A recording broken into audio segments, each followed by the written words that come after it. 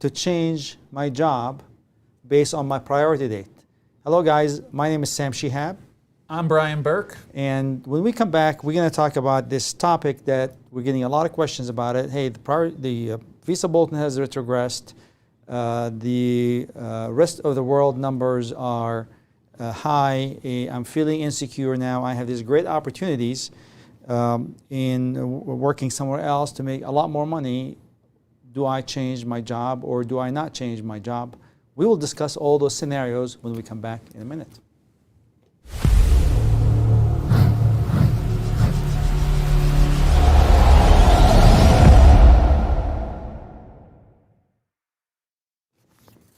Hello guys, it's Monday at 6 o'clock Eastern Time. It's the time for Brian and myself to join with you guys for just an hour of discussion to share thoughts. We are immigration attorneys from the law firm of Sam Shihab & Associates. We practice employment and immigration law throughout the U.S. and throughout the world. Our clients are individuals and companies, and this is an opportunity for us to sit down and have a conversation. We like to do that once a week, and hopefully we can help you guys out in learning a few things, and this is your opportunity to ask us some questions. This topic about, is it safe to change my job because of what's going on with the priority date, based on where my priority date is, what's going on with the visa bulletin, is a topic that we can spend hours discussing. I mean, every time we sit down and talk about it, it takes, there's a lot of things there. It's a machine with a lot of moving parts, and some of those parts, mainly the visa bulletin, is a great, it's a black box. Nobody knows how it works. It's like solving an equation with 17 unknowns. For you guys with mathematics background, you know that you need 17 unknowns, you need 17 equations. And good luck trying to figure it out, which is incredibly complex. I don't know. I think like one of those variables, Sam, is one of those 17 is like one of those ones you read about in like a theoretical math book. Like saying somebody's going to solve this one day. Yeah. Visa bulletin. I mean, I remember went to 3 unknowns, and beyond 3 unknowns and 3 different equations, I'm like, forget about it. So we're going to try to answer those questions and trying to kind of dive into common scenarios. So I think to make it simple, we need to probably break it down. If you have an I-485 pending, and then break it down, and then maybe if you don't have an I-485 pending, and discuss it. Yeah. So I have an I-485 pending, priority date, based on my priority date, what are the criteria or the major pieces that I have to be looking at to make some decisions? I think that's the question we receive from people. So I think, based upon our notes, just realizing we've gone through our vacation, through this, I guess we're kind of working back for the person with the most developed I-485, green card process to the person who's barely in their, baby steps into it and perhaps has some time to wait for their priority date. So, so really, for people at the end of the I-485 process, it's been pending for a while, at least 180 days. There's a question of Supplement J, and the question that comes up is, hey, is it a good idea to file Supplement J? Does Supplement J, changing employers, taking advantage of the portability rules? For anybody who's not aware, the portability rules essentially say that after your adjustment of status has been pending for 180 days, you're allowed to change employers using Supplement J. And just to kind of take a step back, Brian, so people are not, when we talk about Supplement J, and let me explain it in simple terms, what Supplement J is. Until recently, I don't know how many years back, 5-6 years ago, you got a letter from the employer that says there is a job offer. I have a job offer for this person, and you attach it to the adjustment application. Then the government got organized, and there's some regulations were introduced. So they, instead of receiving a letter confirming the job offer, they created a form. It's called Supplement J. Yeah. What could be done in half a page now has to be done in 7 pages, I believe. Yeah. It's crazy, right? Yeah. So this Supplement J is nothing but a letter from a current employer or prospective employer or future employer that confirms that there is a bona fide job offer for you with some details in it. So the question is, if I'm changing jobs, I may need to get confirmation of that continuing job offer with a new employer, and then that means I need to file a Supplement J. So that's what you were referring to. So I guess the first question is, do I need to file a supplement J? When I change employment. Yeah, when I change employment. And the answer is yes. If you read the USCIS policy on this, if you actually read the instructions for supplement J, they say you must submit one only when you get an RFE or a NOID. But practically speaking, the way the law is written, you're required to submit a supplement J when you want to change your offer of permanent employment in the United States. And if you don't do that, arguably you, in theory, have a problem. Yeah. So if you want to get your green card based on employment, you must show that there is an employment offer available. And if you're moving to a new employer, the new employer must sign a supplement J. And there is a debate on whether do I need it the moment I file it, or can I get the supplement J 5-6 months later after I start employment? And the answer to that is, in my opinion, you better get it early. Yeah. Because you don't want to be surprised by this new employer say, I don't sign these documents. I'm not interested in signing a document for you. And then where does that leave you? So I would say supplement J should be the first thing you discuss. Yeah. And the question is... Yeah, right in the beginning, because I've encountered people who have new employers who are squirrely. It turns out they're squirrely about immigration forms, even though it's supplement J, one of the most easy ones there are. And you've put in your time with this employer for a couple months, and you get an RFE saying you need a supplement J, and so they say no, we don't do immigration. We don't do immigration. Yeah, we don't do, exactly. You have a work authorization. That's good enough for us. We keep going. That's it. So now, if you get one later, it's not the end of the world. But obviously, you're just exposed.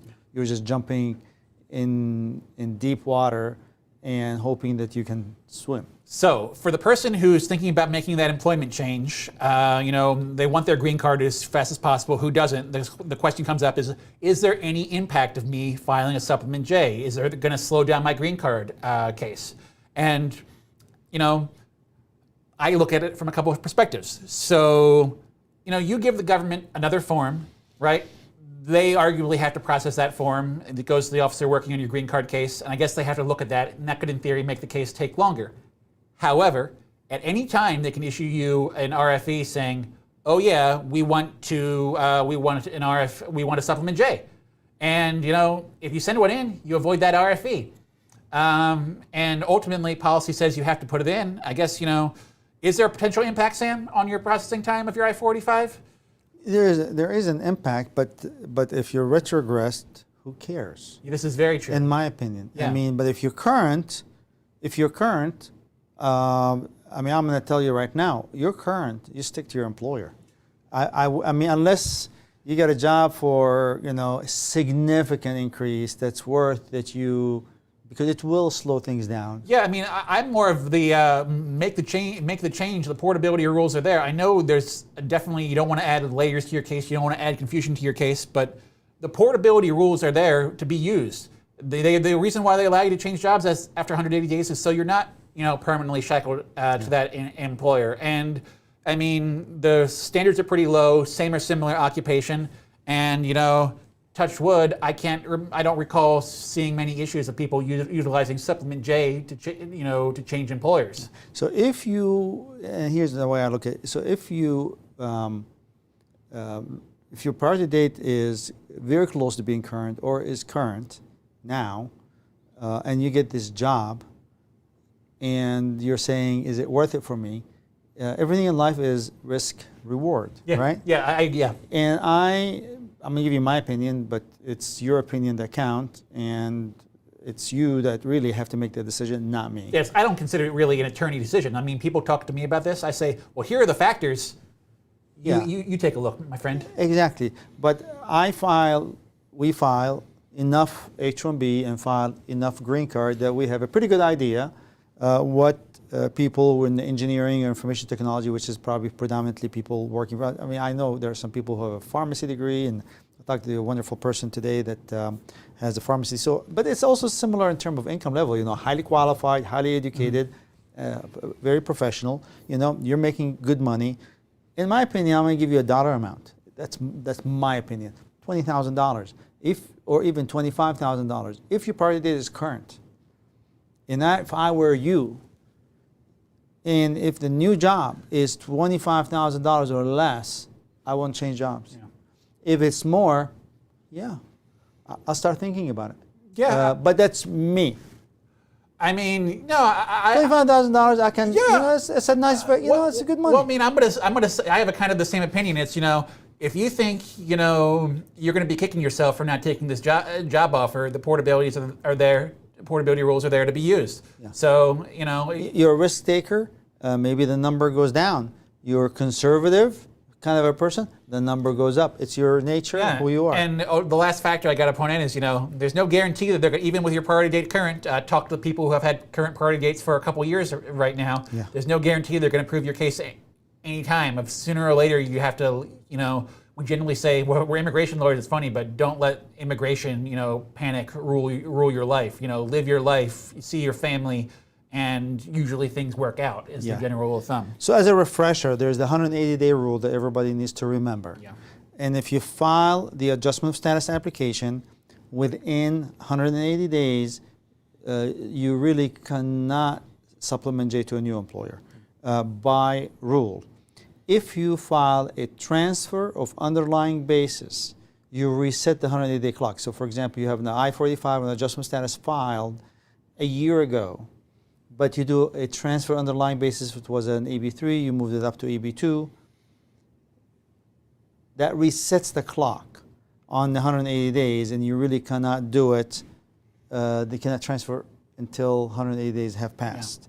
It gets more complicated when you have multiple I-485s pending too. Somebody will say, well, I passed the 180-day mark on one, I'm not at the 180-day mark on the other. I'd say, my conservative answer is wait until you're on 180-day mark on both, or else you would potentially lose an I-485. But your candidate may not be conservative and may be happy that one of them have crossed 180 days. Yeah. And that's sufficient, you know, because the job is really wonderful. It's closer to where I live, closer to where my kids are, and I'm making, another 40 grand. And one of my I-45 crossed 180 days. My employer said I'm going to file a supplement J. I'm moving on. You're right. That's why would I wait? Well, again, it's why would you wait? Why would person A, person B, person C, person D? It's a different decision for everybody. Absolutely. So one thing we got to touch on is how you change your employer with that pending I-485. Okay. So there's using your lovely green card EAD, which you put up on a shelf and you look at it every day and you think it looks beautiful. And there's using that cruddy old H-1B, which has kept you in status in the United States and living and traveling for the last decade or more if you're from India. Which one do you use? Using that green card EAD, I assume we've talked about this a lot, in this forum here. It abandons your H-1B status, right? And or other status you have. And if you abandon your non-immigrant status, you're ineligible to file a second adjustment of status. And in this world right now, EB2 dates, EB2 and EB3 are synced up. But a while EB3 was ahead, a while EB2 is ahead. And we're still sort of bullish on EB2. We think it's going to move ahead. But, Department of State is saying, EB2 retrogression for the entire world, yet we see EB3 moving up a little bit. I mean, don't consider it crazy that you might find yourself in another scenario. If somebody only has an EB2 right now, they might want to be filing an EB3 because the dates are synced up right now. I dread the time, Sam, but we could find ourselves in another time when EB3 has pulled ahead of EB2 again, and this madness continues. So, you still recommend maintaining your H-1B? If possible. This is all about personal decision stuff. With the cases that we handle day in and day out, we consistently see errors made by USCIS denying I-485s in error or a very sketchy interpretations of certain regulations that causes denial, and all of a sudden, oh my goodness, I came in on advanced parole, what do I do now? And if I file the motion, and all kind of complications. H-1B gets you out of that. Now, it's like driving a car without a spare tire. My car doesn't have a spare tire anymore. It's madness, Sam. My car has a spare tire, and once a week, I open my trunk and go, I love you, buddy. Yeah. And it's all about your choice, right? It's all about your choice. So I like the metaphor though. Spare tire, very good, Sam. yes, it is. So those are the things that you have to look at. So let's talk about the one that we see a lot, the scenario that we see a lot, that the answer to it is it all depends on how you look at things. So here's the scenario, and I don't know if you can put it on the screen. I don't think I can get this one. No up problem. there, So yeah. it's very simple. I work for company A, but my old company from 10 years ago filed my I-140, which is we're going to call it company B. And also I filed 485 on the that I-140, which is a company B I-140. And I was going to join them once my green card is approved, but now it's retrogressed. The priority date, visa bulletin retrogressed. I'm still working for company A. I haven't left company A for years. But now, 180 days have passed on the I-45. I have an approved I-140. I have 180 days. I can supplement J to my company A and move my green card. Can I do that and never join company B ever, who filed my original green card? Is that going to be a problem for me? That's a common scenario when your old company contact you and say, hey, I got an I-140 for you. I can support an I-45 if you join us. Get that green card soon. Yeah. But what if that green card's not coming anytime soon? Your priority date's retrogressed by 2.5 years. Yeah. You know? And for some reason, company A never filed for your green card, right? So, or they filed it and it's stuck in the PERM process. It's taking forever. So is it fundamentally, a problem if you change supplement J to a new employer without ever having worked for, the one that sponsored your I-140 initially? Yes. That is we get that question a lot. I'm not sure if this is something on everybody's mind, but you guys ask us those questions all the time. I've never joined my green card company. Can I supplement J now into my other company and I'm done with it? It's a matter of intent. That I-140 or supplement J and I-45 is an agreement between you and the company filing the green card for you. Company B. Yeah, company B. You say, I'm going to take this green card job when my green card's available, and company says, I'm offering that green card job. You get a green card, we get an employee. Awesome. And, that's what you're saying when you file that case. And obviously, we talked about this in the past, you're not supposed to have filed that I-45 case if you never intended to take this take this job. But as long as you have the intent and, your best case scenario is... When is that intent? At the time of the I-45 filing? Time of the filing, yeah. You signed those forms saying I'm taking this job, So I'm gonna add to the scenario, Brian, a little bit. So at the time I filed my I-45, I'm in good shape, okay? And then on the 180th day from the I-45, visa bulletin retrogressed. Yeah. Okay? Immediately I can do it? Next day? Yes, but I would feel better, having something in my pocket like, from right at the time when you filed this I-45 saying, an agreement with the company saying, you just email correspondence saying, hey, is it okay if I join you guys when my green card's approved? Yeah, that's cool. We'll see you then. Hopefully it's soon. That's it. we have a job offer for you. Yeah, we have a job offer. But why would you need an email? You're right. It's in the documents. You don't need an email. You're right. I feel better having something additional, something that's not just doesn't reflect Signed signatures and forms. You need communication. You need secondary documentation. Yeah. I mean, you're right. The I-45 and the supplement J or I-140 is really primary evidence. So you really can, and USCIS, I haven't really heard of them question this issue, but in theory it's possible. It's something to keep in the back of your mind. Your original intent when filing the I-45 application. Did you actually intend to join this employer? And if you never did, I had somebody ask for a consult on this issue last week. Do I actually have to join this I-45 employer? And that's actually a little bit different. Somebody got the green card, and the answer is, that's what you said you were going to do. That's what you and your employer said. If something's changed and your employer's, maybe not offering you that job anymore, I guess you have a defensible position, and that's an employer problem. Maybe they're not meeting their end of the bargain, but, So I know I did not add those facts. I'm going to add right now to your answer. Yeah. So by adding those facts, I may change your opinion. Okay. I'm qualifying that because I don't want to sandbag you with Okay. changing the fact after you give your opinion. I like sandbagging me. It's sort of fun to watch me squirm. So your answer may change, but the poor employee or the candidate or the beneficiary may not know that. So in a situation where this company B was found to have done hanky-panky with other green card applications, and there's documentation of other cases in which there was money exchange or something not kosher going on or fraudulent or questionable with other application, that can complicate your case without your knowledge.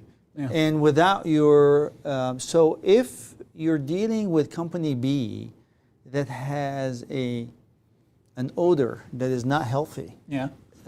Stay away from it, because they have investigations and they have record that's not available to your attorney and to you.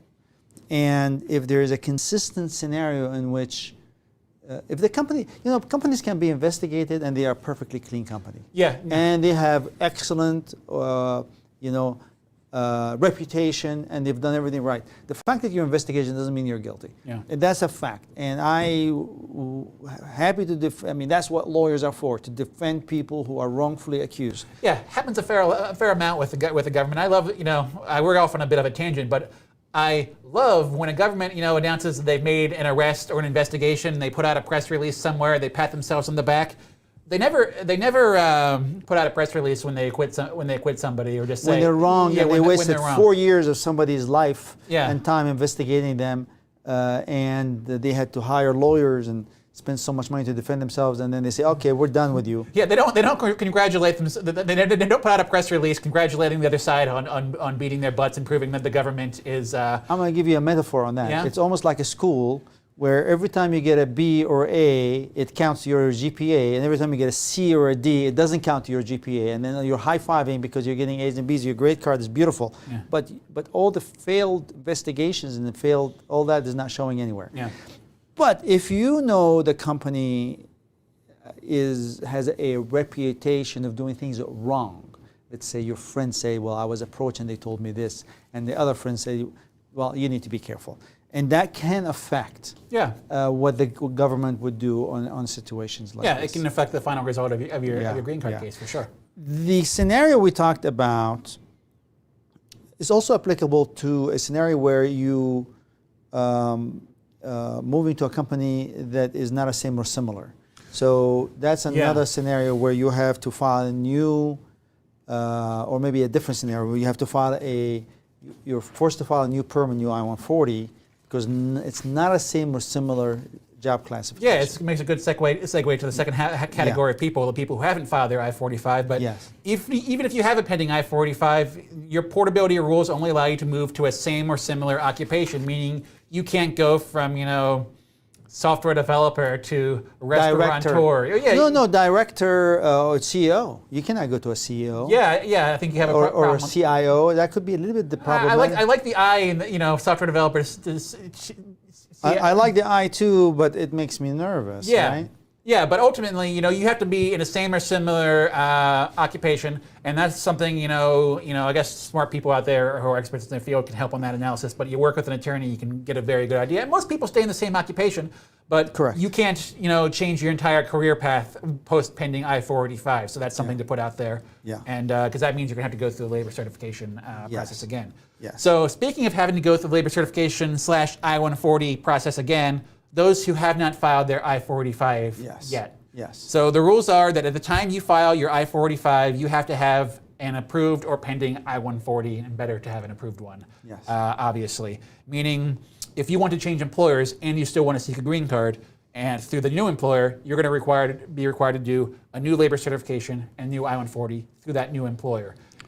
And the question you think about is, okay, if I join them now, am I going to have enough time to get through that whole labor certification I-140 process before my priority date is current? Yes, and based on current timeline, Brian, average 18 months for a labor certification? Yeah, 18 months. That's, it's about 7 months for prevailing wage, about 7 months for processing a perm case of the Department of Labor, some time for some recruitment in the middle, and doesn't even account for audits. Yeah, and if there's an audit, add a year. 8 months? Yeah, I'd say that's it 6 months?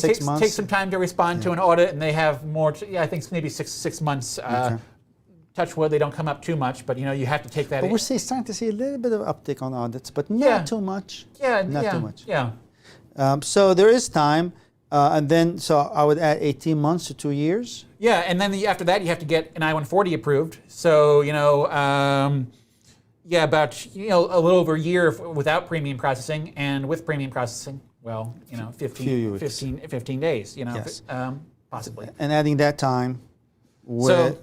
You're looking at a minimum of about a year and a half and the question is, do you have a year and a half before your priority date becomes current? And that's based on your gut feeling and what you've learned about the priority date. I mean, if your priority date is 2017 and beyond, it's going to take more than a year and a half or 2 years. If your priority date is 2013, I would say you may not have that kind of time. Yeah. In between is going to be really. I gave you the extremes, obviously, to make my job easy. Now, in between, I'm going to let you, Brian, slice it a little closer. I mean, I'm still. It's really the question of where's the visa bulletin going, and if you're an unfortunate soul who did not get to file your I-45 based upon a date from 2012 to 2014, and there's not that many of them. Most people who apply for employment-based green cards are in the United States when they apply for them. We were just actually watching a video from the USCIS director saying 90% of employment-based green cards are inside the United States. I still think it's possible for them to get back to at least dates for filing close to where we were back in September during this coming fiscal year, even though there's some very scary stuff from the visa bulletin saying, world retrogression that we talked about last week. And if you're filing new I-140 you have children, you need to consider the Child Status Protection Act because it will impact the aging out. Now, obviously, if your I-45 is not filed yet, the child is aging out, but there's credit given to you for the processing time of the I-140. If the new I-140 is filed in premium processing, that will eat up time. But if you file in regular process, it could be advantageous. So that needs to be looked at. Yeah, I mean, we'll take a step back, Sam. We talked about people with pending adjustments of status, and I love talking about the CSPA. If you're doing just transfer of underlying basis with the same company, if you have an EB2 and EB3 with the same company, you can potentially cause issues there. If you have one very quickly processed I-140 and one long pending one, in theory, it can cause some serious issues as well. The point of the Child Status Protection Act is that essentially the processing time of your I-140 is sort of added to your child's age to give them time beyond their actual legal age of 21 to give them more time to get a current priority date. Yeah, and you got to if your priority date is current. And you're trying to extend your H-1B time beyond 6 years, and you're already beyond 6 years and you want to extend it more, there is some tricky rules about priority dates that you need to learn about. I was advising a gentleman who was a really smart guy, and the company decided to shut down, and he was beyond 7 years, and he didn't have enough time because his priority date was current to be able to transfer to another company because of the rules on H-1B extension. And we have an amazing little video that we've recorded. Maybe we should put that on the in the footnotes for you guys to watch about H-1B extension beyond 6 years because it can impact you. Yeah, for me, the bottom line is the rules for extensions beyond 6 years, they sort of force you to file for I-485 once your priority date is current. And if you don't, you can eventually lose your ability to extend your H-1B at all. Yeah. So, I mean, so they do give you a little flexibility, if you made a miscalculation and it turns out, oops, I need a new employer to get I need a new I-45 and PERM to file for my green card because my old company's defunct or doesn't want me anymore. You really kind of find yourself up against a wall if you can't file I-45 within a year of your priority date being current. Yeah. And it's becoming critical is when you're transferring to a new employer. Let's say that you are transferring to a new employer and you have a priority date preserved. You do not have an I-45 with the first employer. Now you're transferring to a new employer. You're filing the I-140, or you're in the middle of the labor certification process, and then it becomes current. Yeah. And you cannot extend your H-1B because it became current, and you don't have enough time to get it approved. There's a long story short. I watched the other video. It's a good one, but it's essentially a 1 year limitation of having a current priority date, which is where the devil's detail is. Yeah, so we're going to put a note on that. Yeah. So that's basically just a highlight of this really complicated area. And if you're making some personal decision, go speak to an attorney of your choice that can help you parse through the scenarios. I know we help a lot of people, but obviously you can certainly, there's a lot of other qualified attorneys out there that can help you parse this thing out and lay it out for you during a transition, so you have somebody with experience that can help you also with the Supplement J preparation and similar job classification, or do I jump to a new company and file a new PERM and I-140, my I-45 is not filed. In my experience, most employers, want you to be happy and successful with them as well. So if you're talking to a company that already has, immigration counsel, I've done that for the benefit of our clients. Somebody's called me up and said, Brian, I have this guy who I want to join, but he's at point X in the process. Can we work this out so he can join and still file for a green card? Because, most employers, they want to keep you. They want to keep you happy, and they don't want to, you going crazy at them in 3 months when your priority date is current. And so part of what we do is we help employers, plan these things to basically figure out how they can keep people working for them, extending their H-1B, and get them on the path to a green card as quickly as possible. And we get a lot of calls from people asking us and trying to kind of lay it out for them and help them. Those are always really fun calls to take, just to help somebody understand what the next couple years of their life immigration-wise is. When we return, we will be taking your questions.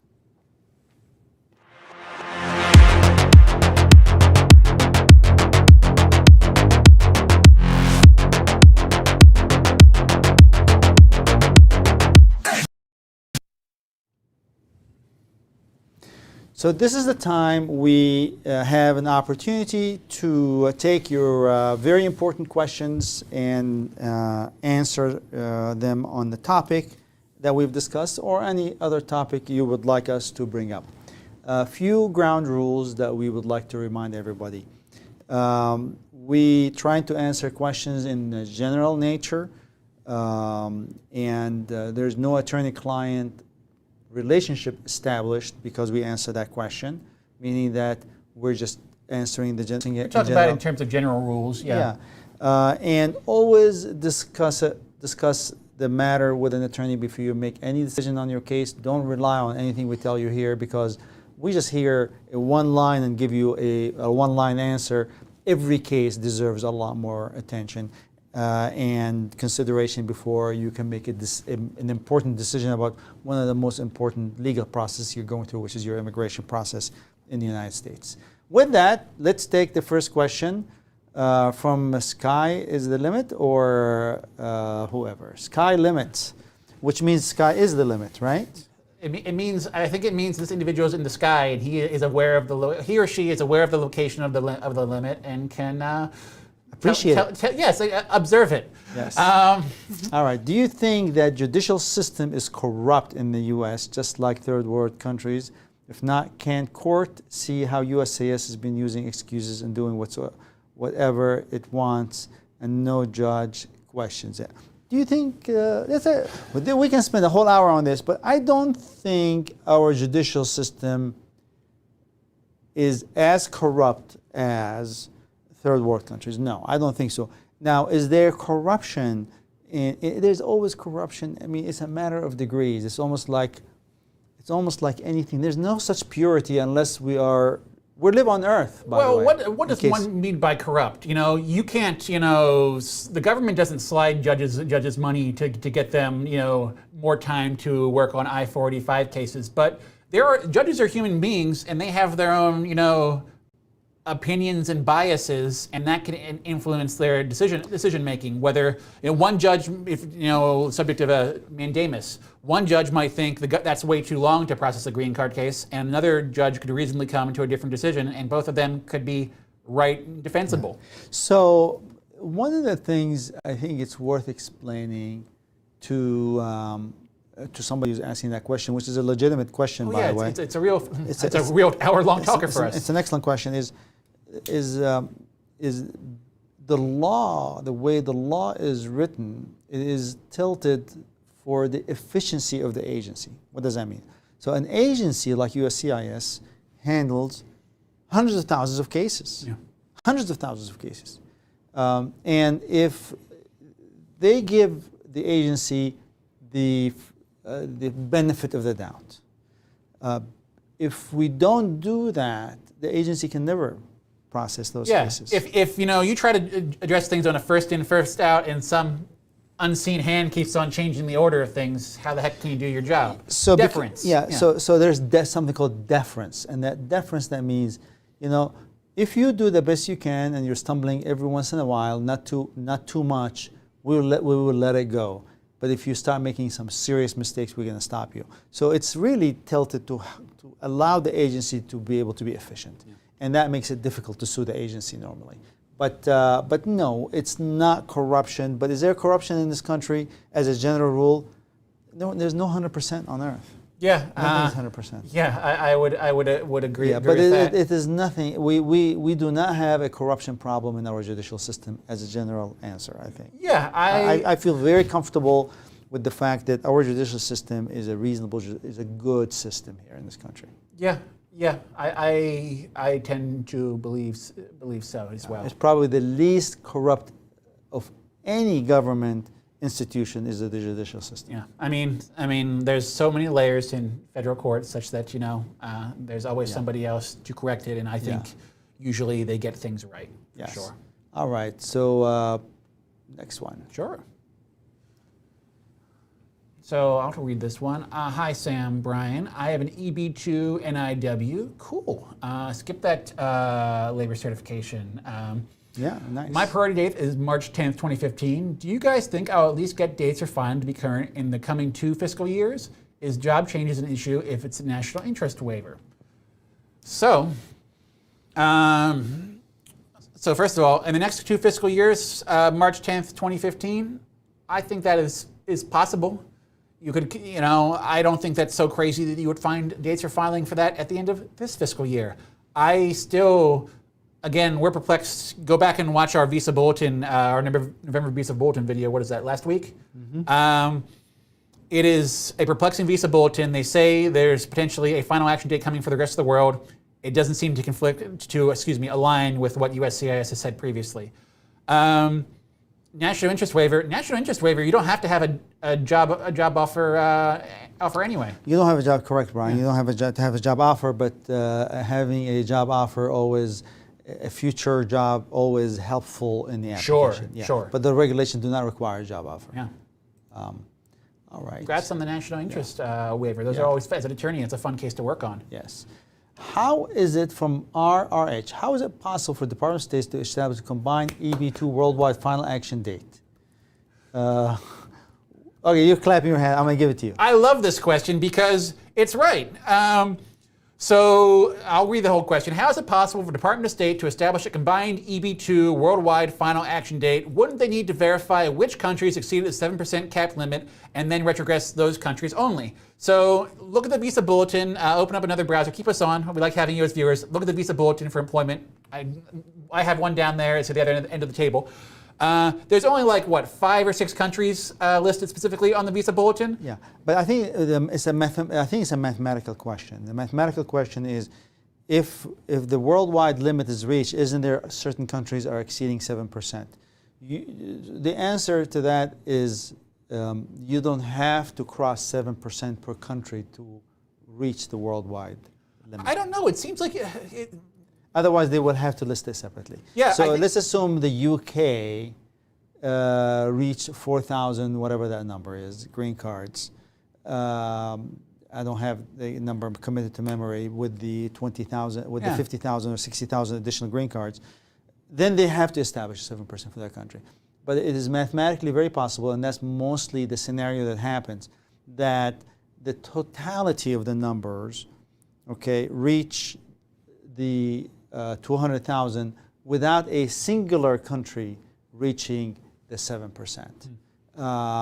Because, and that's basically because there's more countries than there are 7% to reach 100%. I look at this like, the way RRH is positing here. I think of small countries. I think of your Lesothos, your Luxembourgs, and I say those are small countries with small populations. They're never going to fill up their 7%, not in a zillion years, and they should be, they should have free visa availability, while you're more likely to immigrate, your UKs, your Frances, I don't know.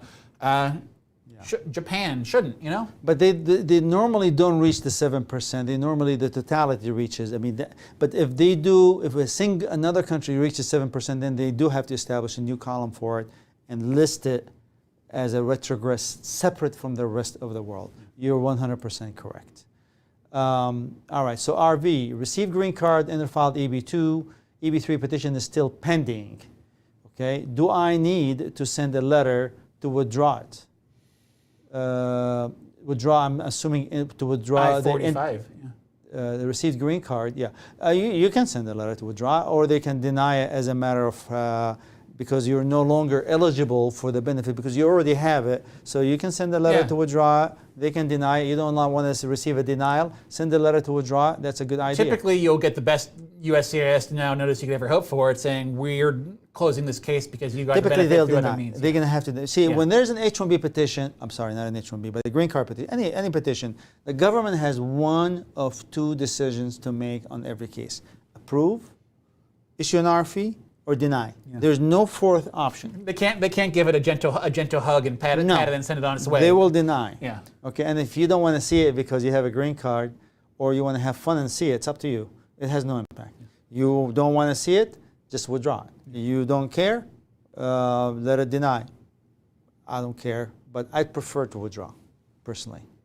I like seeing those decision notices. It gives me a warm feeling every time I see them say, "Oh, we can't decide this one because." They give you a denial. Yeah. You don't want a denial on your record. No, it's a good denial. It's a denial because we approved. Yeah, absolutely. Wow. Yes. All right. So Arun, Brian. Arun, my priority date is April 6, 2012. Will I be current in the next 3 months? So we are in April? It's April 1st, 2012 right now. I'm going to presume you're talking about EB2 or EB. I'm going to have to say potentially January. Yes. I don't think it's going to be before January. Yeah, that's in the next 3 months. Yes. So yes, I think there's a very good chance of that. Yeah. Sandfax.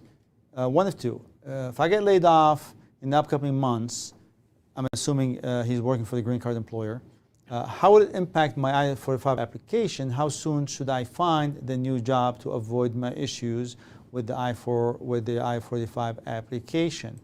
I understand that H-1B has 60-day grace time, but does EAD have any such rule? Please advise. It's an excellent question, and obviously, and this is a prime example of why you should not rely on us when we give you an advice, because there's a lot of stuff missing to really give a meaningful advice, but we're going to give a general answer. So the first rule is that well, at any time, USCIS can issue you an RFE on your I-45 requesting a supplement J. If you're still with your initial filing employer, you should get one from them. But if you're not with them, they expect you to be able to have it from a new company, and you'll have essentially a 90-day. But let's say if he's window. unemployed for 5-6 months. There's no. That's the conversation we had. Remember? Yeah. So that's basically, I'm unemployed. How fast can I get laid off? Yeah, is my green card in jeopardy? Technically speaking, there's always an obligation to have a basis underlying your I-485, you know? So for me, the first piece of information missing is whether or not the adjustment will be pending for less or more than 180 days. So that's the first piece of information. Sure, you're right, yeah. So the less than 180 days, okay, you're very vulnerable. Yeah. More than 180 days, you're vulnerable, but not very vulnerable. Yeah. Both of them is not good for you. Yeah. However, if USCIS issues an RFE today, and obviously you have a COVID extension on the RFE right now, I believe. I don't think it has changed. Yeah, October 22nd? Yeah, I'm not sure whether they're renewing it. October 17 now, so they haven't. So if you received it today, you have an extension. Well, bottom line is you have the pendency of that RFE or RFE that to be able to show an employment. Yeah. If by the deadline of the RFE you're not able to show employment and a supplement J, your case will be denied. So Sam, I have a little bit of a rant. Yes. And I wrote it down, the word rant, so I don't forget to make it. So I have a lot of friends who work in information technology, and they're talking about layoffs in their company. And a lot of my friends are U.S. citizens, so it's not going to impact them. But if the economy takes a downturn and basically there are less jobs available, that drives me mad that USCIS is moving slow on I-485 applications. Because in theory, I sincerely hope it's nobody out there, but there could be somebody out there who's going to lose a green card because the economy takes a tank when USCIS could have approved their green card ages ago, but due to slow processing times, green card wastage, their case is still pending, and then suddenly, when the economy goes bad, their skill set's not in demand for a shining moment, they'll get that RFE and they won't be able to find a job and an employer willing to answer it. And that theoretical crisis for somebody, that drives me mad. So that has happened before, and that's an excellent point, Brian. For the 2007 cases, when the economy took a downturn in 2008 and 2009, there was tons of RFEs issued to clean up cases in which people were unemployed. But remember, if you are unemployed and things move quickly on you, what's the answer? Self-employment. Very good point. Yes, self-employment. You have to have more than 180 days, and you can do a self-employment, talk to an attorney of your choice to help you out. We help a lot of people in that area as well. How can I set up self-employment in a way that comply with the regulations so I can keep my green card going? Yeah, that's a great point. Yep. So, Brian. So, from Vishal, on EB2, my priority date is April 2014. I submitted I-693, that's a medical exam, and got EAD, AP in September. Will priority date get current? Or what is the window where I can change the job? If so, will I be able to maintain AP, EAD? Thank you. So, right on point to what we have presented today. Yeah, I'm going to start from the last question first and work my way backwards. Right. So if your priority date has retrogressed, you can still always apply for the EAD and AP. They will give them to you as long as you are eligible for them, and your eligibility is contingent upon having an I-485 pending. So there you go. Will your priority date get current? Eventually. When? April 2014. I'm still optimistic that maybe that date doesn't get it to final action date current in this fiscal year, but we'll talk again in September of 2023. And my brain won't be blown if that priority date is final action current. Everything they said up until September was that there's no demand from the rest of the world. We know there's a big visa rollover from unused family preference from last year into this year. Not exactly how much, we're not sure. I'm optimistic. So there you go. All right. Priority date February 2012 received EAD and advanced parole in January 2022. In August 22, submitted RFE with I-693. Is it the same one? No, different. Different facts. Wow. Currently, status fingerprints we're taking, and it's in the field office. What's going on with my case, and when can I get my green card?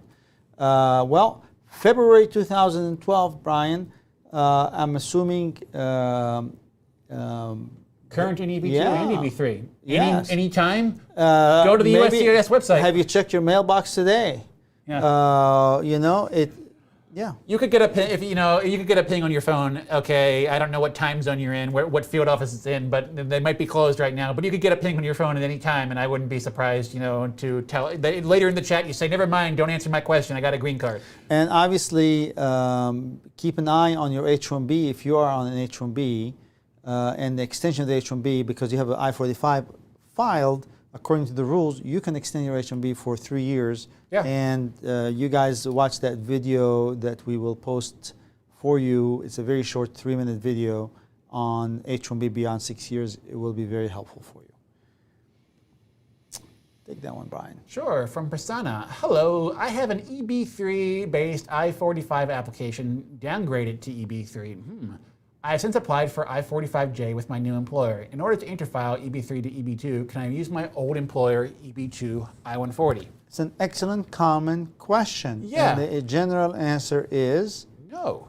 unless you join the Unless old that, you don't have to join that employer, but that employer has to be... join the old employer.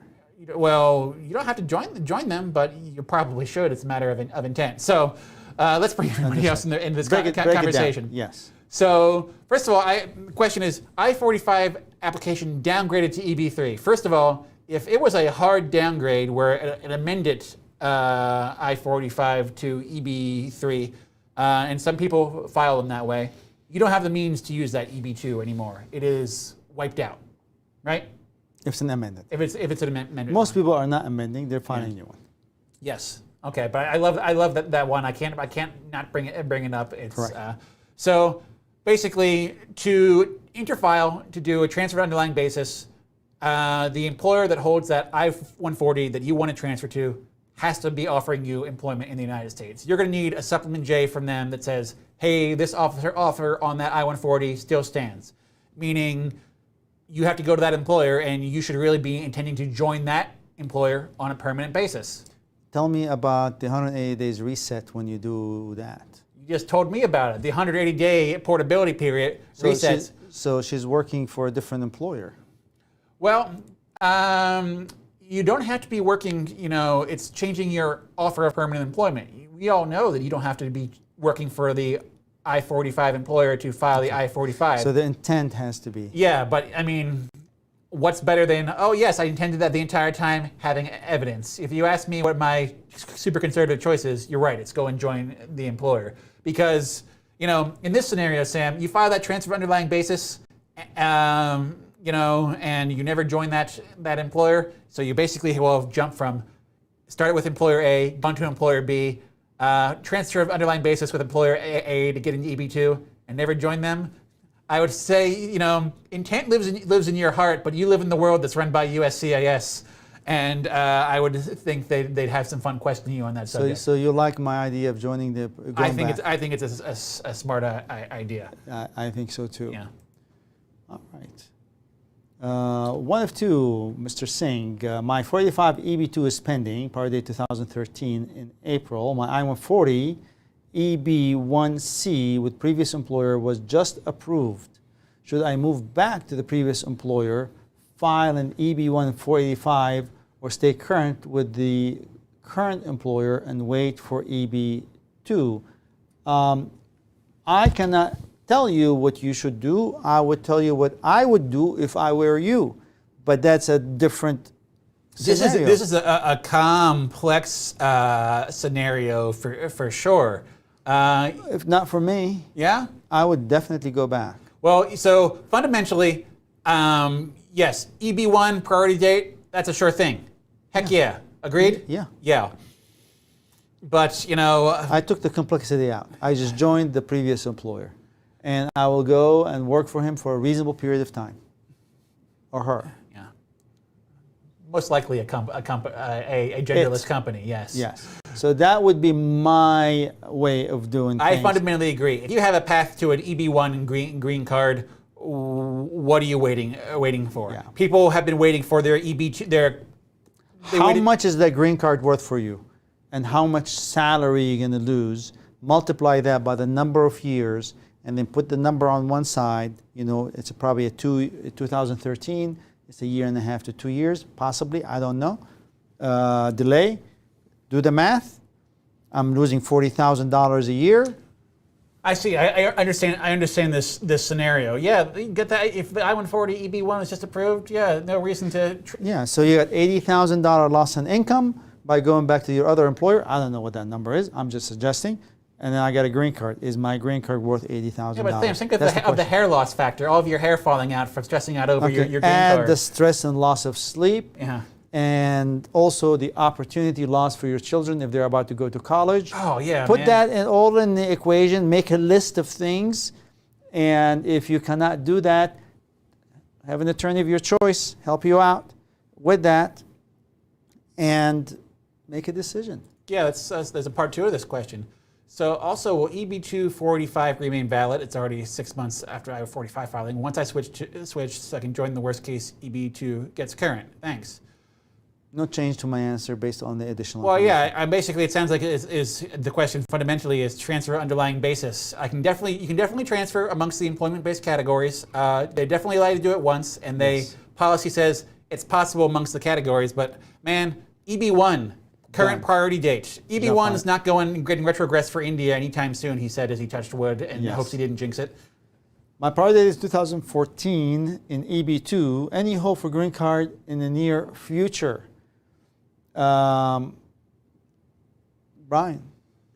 I maintain my hope on that front. The big news of last week was that the visa bulletin says the rest of the world demand is higher than anticipated. Thus, they're anticipating a final action date for the rest of the world, meaning if the rest of the world is using the green cards, in theory, there'll be no overflow to EB2 India, meaning it should go slower. Everything USCIS was saying immediately prior to this visa bulletin up until early September says there was little demand from the rest of the world. And thus, I'm still optimistic that the dates are going to move forward. And basically, we expect to see movement. When we will start seeing movement is when the quarters close, after the quarters close. You got it? We hope anyway. VG. I have two 485 pendings, one as a principal filed in October 2022, another as a derivative filed in April 2022. Okay, one is October 2020, and the other one is April 2022. Answered visa denial question, no in first, and yes, got 221G in 2007 in the second application. Part 2. Will it impact my application? I have interview November 30th. Well, again, I would need to know which one is the most, as a general rule, inconsistent answer to the same question create perplexity. Yeah. If somebody says the sun rises from the east, and then the other guy, and they tell you the sun rises from the west, it doesn't make sense. Well, now, if there's a good faith error, a good faith error can be corrected. Well, you know, you guys can't see it, but I'm circling my mouse around the fact that it says, I have interview November 30th. They don't interview all employment-based green card applicants. They want to interview you for some reason. So, you know, do I think that's the reason why they'd call you in for an interview? It seems unlikely, but they want to talk to you about something. So, I mean, pick your attorney if you have one already. Talk to them about how to prepare for a green card interview because, you know, I talk to a lot of people before their green card interviews, and these things come up all the time. And it's not necessarily just this one. You might have something else they want to talk to you about. Yeah. Bottom line is, it's possible to reconcile these things, and you know, you are a human being. Having a skilled attorney help you and prepare you for your adjustment status interview is critical. As a matter of, and also being very open with your attorney is super critical. Scenarios that happened 10 and 14 years ago at the consulate, a little incident that occurred that may impact the results. You just need to just put everything on the table. We spend a lot of time talking to people and preparing them for interviews. And if you're honest with your attorney and you share everything with them, you should be able to walk into this interview prepared and not surprised. And that's really the key. Yeah. All right. 7 o'clock, we'll take the last one, Brian. Yeah, sure.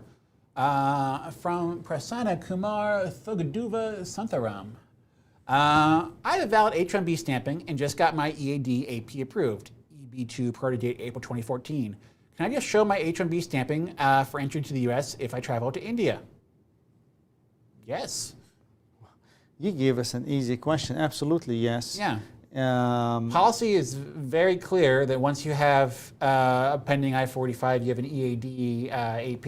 It's that same memo which we always talk about, the ability to restore H-1B status, says it is your choice when you are at the border entering the country that you can use whatever you want to enter. And again, if you're still with your H-1B employer, for me it seems like a no-brainer to maintain H-1B status, because as we discussed in the past, there's, it's another layer of protection. It allows you to file a second I-485, and God forbid something happens to your adjustment of status case. In theory, your H-1B is still in place there. Yes. Well, thank you guys for listening to us. Come back next week. Bring your questions and tell us what you want us to talk about. This hour is your hour, and we're happy to share our knowledge in whatever you guys need. And don't forget to check that video about H-1B beyond 6 years. If you guys are going through the green card, it's important that you learn about the nuances of this tricky area.